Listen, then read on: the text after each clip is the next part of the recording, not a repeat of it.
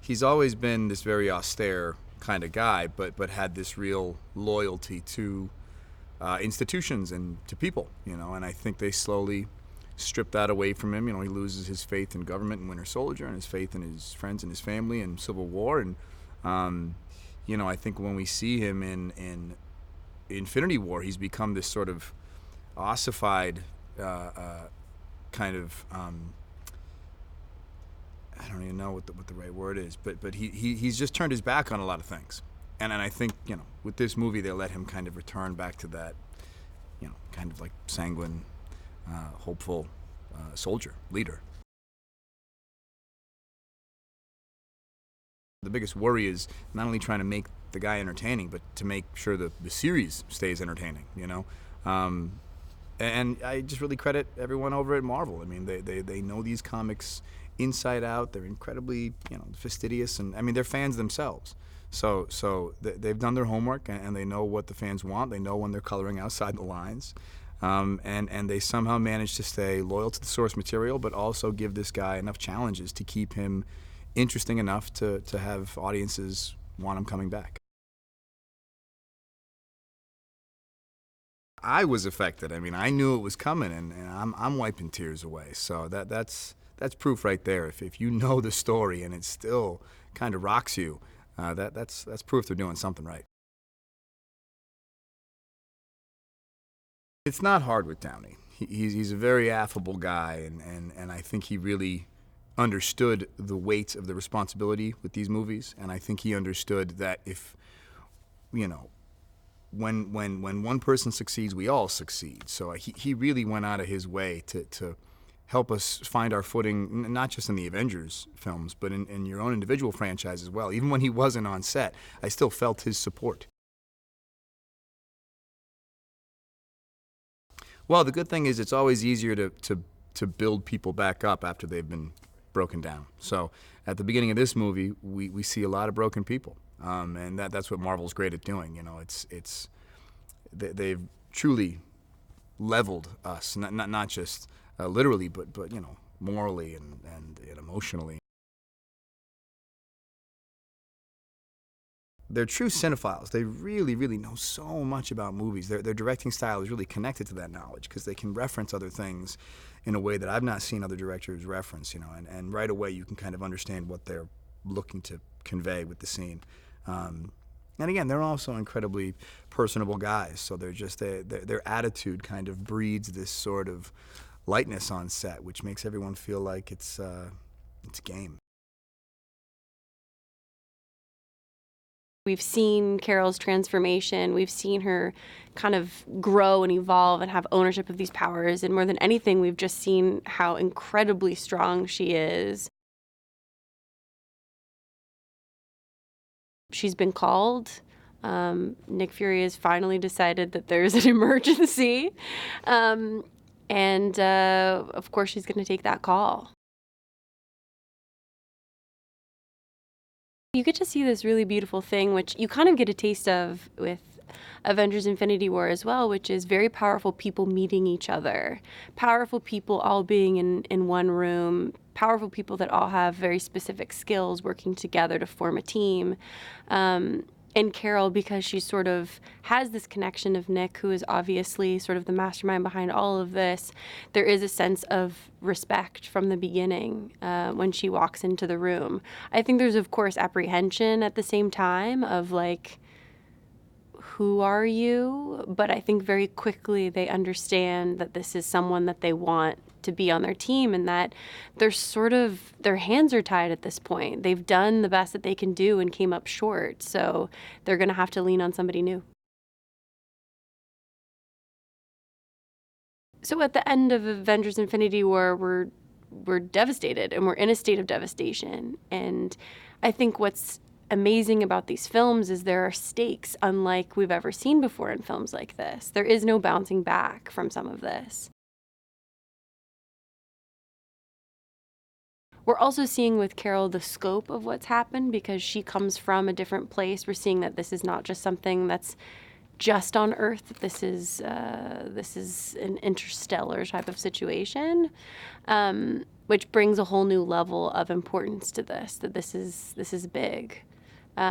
So we get to kick this off with a little bit of a glimmer of hope, a sense that there's a team that's forming that's going to be able to get this done. Carol is stronger than ever, more embodied than ever. She's been learning how to do stuff for, however long that we haven't seen her between her origin story and now. And she's ready. She's matured. And the team needs her. Thor Ragnarok, Thor probably wouldn't have fit in this film. You can afford to take bigger risks and be that wacky and reinvent the entire world to support your version of the character if it's your title film. But you've got to, if you come into an ensemble, also sort of adjust and fit into the mold and the tone of that film. And this really was sort of Thor at his best, is how Joe and Anthony described it. This was his most heroic, his most sort of vengeful, passionate, driven, kind of committed version that we'd seen, and so that was fun, to again explore something completely different. What I haven't seen before, I think, is this sort of force and this sort of power by one single individual, and it's not only his sort of intellect that manages to sort of navigate his way through this and outsmart us, but it just his sheer force and strength is something that none of the Avengers or anyone in the MC universe has ever really encountered before. So, that was, I think, on paper, an exciting thing to sort of embark on, and also even just reading the script, kind of racing to the end to work out how the hell are we going to beat this guy. I think most of us have been pretty vocal about what he started, and without him, none of us would be in this position. And what he created and invented, we had to rally sort of in amongst that and behind him, and he led the way like a true leader and champion, and we wouldn't be here without what he'd done. And there's always been such a great encouragement from him, such great constant feedback to what we're doing. I think it's the darkest in some ways, the sort of wackiest in other ways. It feels like there's a real sort of drama at the core of it, a sort of small indie character-driven sort of drama on one hand, and then coupled with it being the most expensive, biggest, visually stunning, smorgasbord, effects-driven film you could ever imagine. Well, I couldn't have imagined, how far this would come from 10 years ago, and really never envisioned what it would be like to have so many people from the MCU all together on one set and in one story, and how the storylines complement each other and how they affect one another. And it's really an awesome achievement, which is, a testament, obviously, to Kevin and everybody who's at Marvel, keeping this sort of mythology together and finding ways to create storylines that, work for the comics, but at the same time, kind of work in concert with what we're trying to do as a live-action film. I think in this one we really got to see a lot of dimensions of Rhodey, and clearly through his trials and tribulations and everything that he's been through, and him sort of getting back on his feet, so to speak, literally and emotionally and physically. And so, I've had a nice arc in this character run, and it's been a lot of fun. That's the thing. I think that's what these movies pay off well, is the grandeur, and then there'll be very intimate scenes. And It plays between that, pretty fastly, I think, and that's something that's rare. I think that's part of like the secret sauce that Marvel has, is having, like, it's not just slinging arrows and flying with hammers and that kind of stuff. It makes fun of itself when it needs to. It's serious when it needs to be serious. It's grounded, and then it's absolutely a spectacle and ridiculous and action packed, and then that sense of humor is of making fun of itself. I think is one of the best sort of ingredients in this storytelling of this long episodic of what Marvel's created. I have such a great connection with them, and they're great communicators. It's nice to have two of them. I couldn't imagine it just being one person. Working with them on Civil Wars and then in these two Infinity War films, they have such a you never get an opportunity, in my mind, I don't think, to be able to be as free and as you can go off book and just start playing around, and nobody cares about what turns out best or what's funniest or what's most serious or what's most subtle. They really, as a leader of this whole thing, as directors, they empower all the other actors and to be leaders themselves, to contribute, and they really unite people. There's a great communion that they establish, and they have a great sense of humor. I trust in everything that they say and do. And your job is to focus, and it's a very disciplined process for us, and we've had incredible collaborators in Marcus McFeely for all 4 movies, and they've written more films than anyone else in the Marvel Universe. They have an encyclopedic knowledge of the characters, and so it's as you progress through films like that, your job as directors gets bigger and bigger, and there's the adage that you gotta fly at 40,000 feet, to get perspective on the whole thing. Well, by the time you get to something like Endgame, you're flying at 70,000 feet. You really have to have an incredible team of collaborators that you're working with that allow you to focus on the big picture. I think we have a lot emotionally invested in Cap as a character.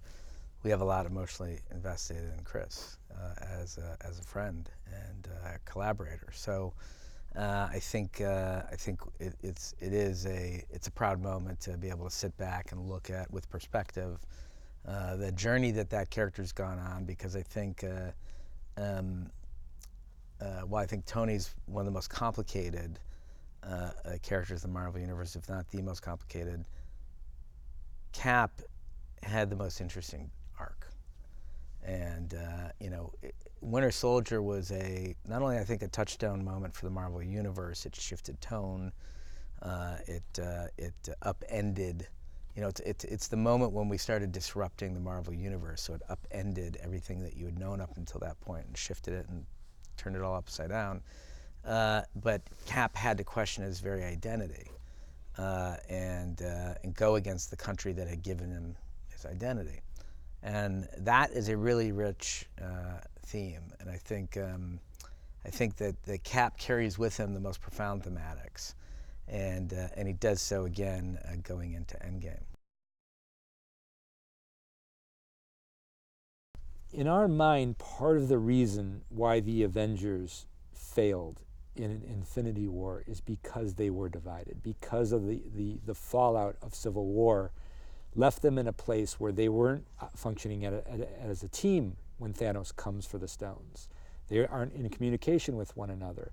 So when Thanos attacks, they're divided, and so divided, in fact, that they never get together as a team throughout the entire film to oppose Thanos. But at the end of the day, we feel like all meaningful storytelling has to include stakes. And it's, in order to have emotional highs, you have to have emotional lows in drama.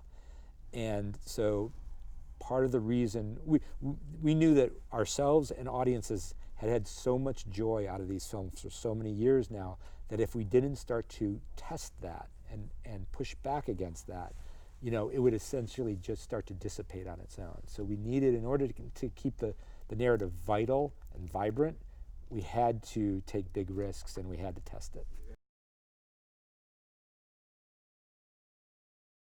We didn't understand the nuances of the role. I think, again, they had intention, and yes, you have the relationship with Gamora and Nebula and all that stuff, but I think it wasn't until we started experimenting that we realized that there was a character there that you could, like what I said before, that you can invest, you know, into, and that you could sympathize with. I think that's the biggest thing. It was a character that you could sympathize with. Avengers is the best, one of the best decisions I've ever made because of what I'm getting out of it on the other side, which is audience participation and total investment into what we love more than anything, which is the ability to tell a story in a way that people can identify with and are emotional in reaction to. The first time I saw Avengers Infinity War was with everybody else at the premiere for the film. And I only knew the material that I had shot as Nebula. And so I had no idea what was going on in the rest of the film. And so I got to sort of like experience it along with everyone else, like one of the fans, which was pretty cool. And I was floored. I didn't expect to cry as much as I did. I was particularly invested, obviously, in the Gamora Thanos storyline. I thought that was just sort of epic and really, really devastating. And the whole thing, I was just floored by it. Coming out of the last film and starting in Endgame, Nebula is not in the best place emotionally. I mean, she had just started to form a connection with her sister, which is something she had wanted her whole life. And it was finally happening for her, just the beginnings of it, and then her sister was taken away from her. And that was her only real family. So she is feeling alone and completely lost and helpless. It's incredibly satisfying to be able to kind of, you know, explore and uncover parts of this character throughout the movies. I mean, you know, usually you would have that kind of arc in one movie, but with Nebula, I mean, it's just over the course of multiple movies now. And that just keeps it really interesting for me as an actor because, I mean, she's changing every time. I never feel like I'm repeating myself. It's like we're learning something new about her every single time. They're just so supportive, and whenever I speak to them about a character moment, they are so ready to dive into that because I think they cherish those character moments within all of the action. And there's so many of those in this movie, and that's because they invest the time in them and, you know, with the actors, and we worked really hard to make sure that these character moments were detailed and specific. The thing I love most about being part of the Marvel Cinematic Universe is my character. I fell in love with her from moment one when I auditioned to play the role, and just this whole sibling relationship with Gamora and her relationship with Thanos, it's so complicated, and it's just always been so interesting to me and the most incredible acting exercise. And so getting to kind of see that unfold and explore it over multiple movies has been the most satisfying experience. What's so exciting for us, and was the intention from the start many years ago when we embarked on this two-picture journey to sort of tie up the Marvel Cinematic Universe, is that it would be very hard to predict where Avengers Endgame goes and how it gets there.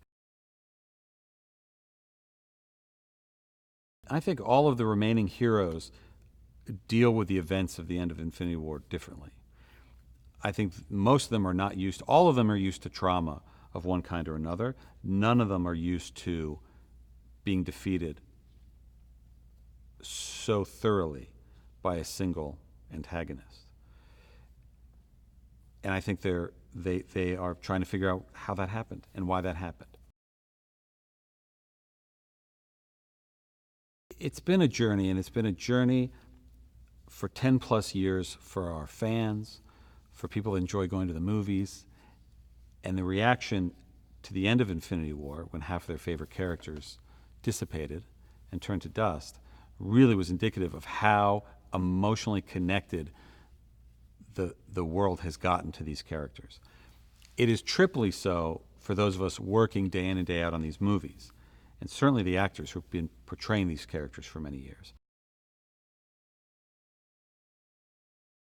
Part of why I became an actor is because it's always changing. I don't have to do the same thing over and over again. And, luckily, Banner has had this kind of crazy trajectory at this point. An actor's essential journey is really kind of like a vagabond. It's transient, you're alone, you don't see people very often. And this was totally different than that. And so we made this beautiful family together. And I'm actually really moved about it.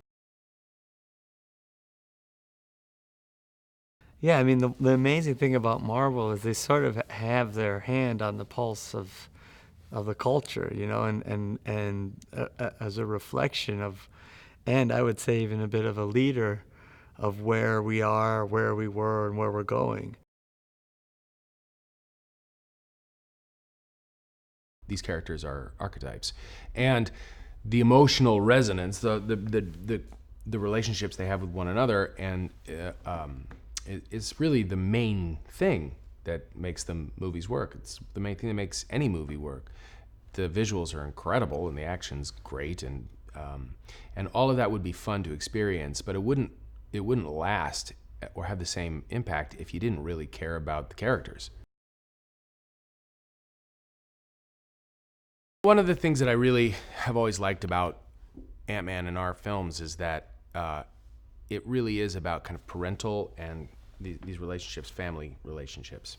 And, Scott Lang is a father, and that puts him in, I guess with Hawkeye as well, but not many of those characters are parents. And so we get to focus on that, and that was something that I always thought would kind of play through Scott Lang's character and story in both of the films.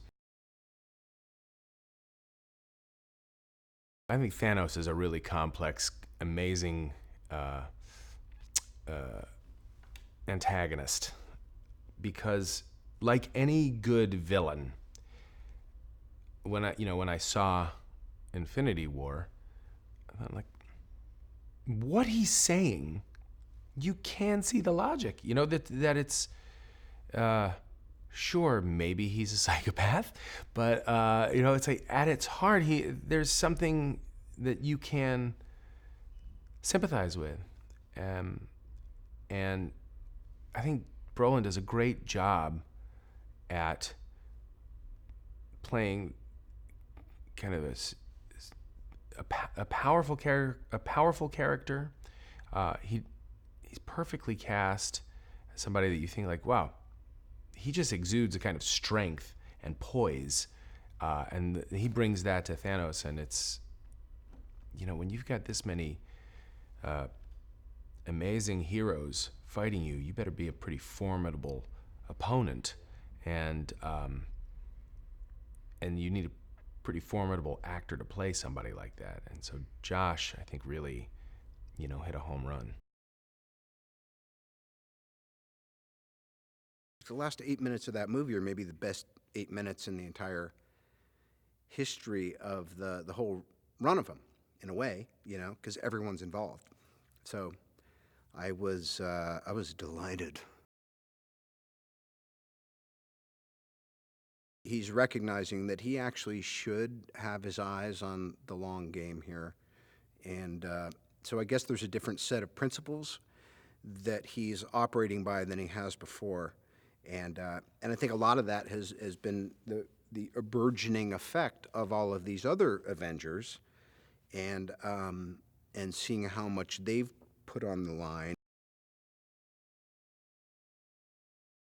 Anthony and Joe are about the only two folks that I could imagine, forget just still having the respect of the cast and crew when we were done, but not being either incarcerated or embalmed or in some other way permanently damaged, because just the physical and mental stripping of one's chi that it takes. You know, these are years and years and years and years. They've essentially been on a job for 6-7 years now. And I love them. And they love the Avengers.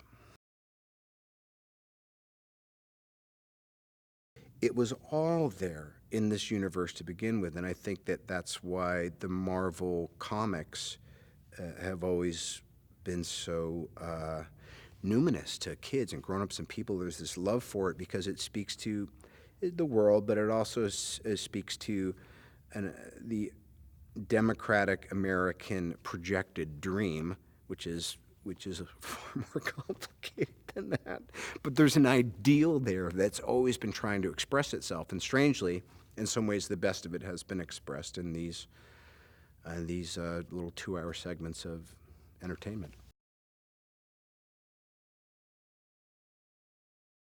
When I did Iron Man 2, I didn't know if the fans and the audience would accept my interpretation, my casting of this character. And so while I knew there were many different kind of dramatic directions that we could go and parts of the character that we could reveal or peel away or not, it was very, it was just an introduction to this character as like an idea. And it wasn't until Avengers 2, the first Avengers, that I got to work with Joss Whedon and really work on this characterization and develop the depth of this character's backstory and what we wanted to be her truth. I think Natasha is a little bit different than your kind of average hero or superhero in a sense, because she has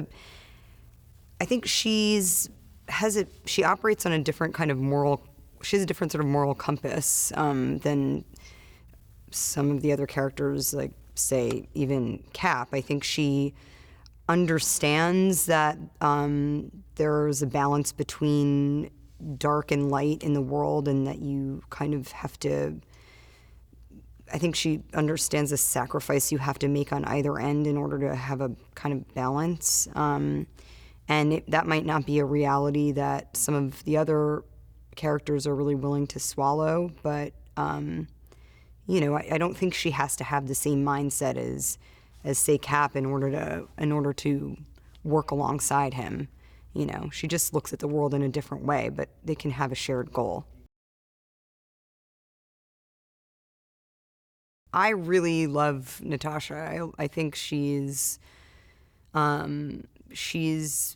constantly evolving. She's, she doesn't get stuck on things.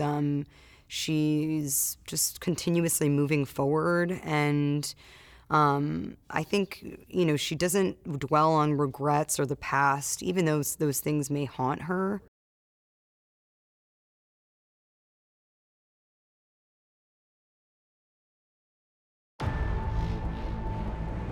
If we do this, we'd be going in short-handed. Yeah, you mean because he killed all our friends? We owe this to everyone who's not in this room to try. It's not about how much we lost. It's about how much we have left. We're the Avengers. We gotta finish this. You trust me? I do.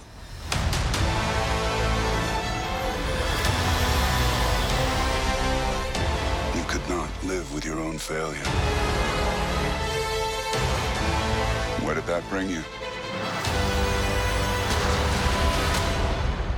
Back to me.